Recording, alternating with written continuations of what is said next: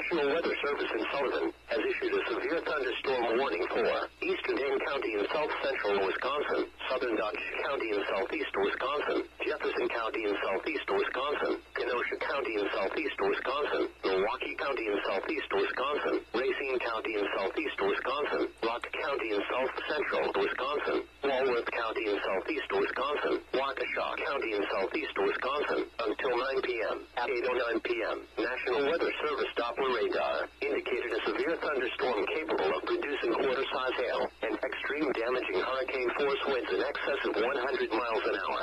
This storm was located near Edgerton and moving east at 90 miles an hour.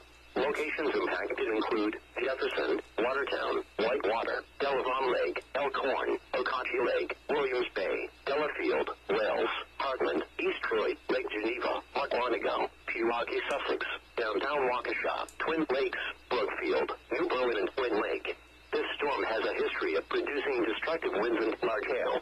Seek shelter now inside a sturdy structure and stay away from windows.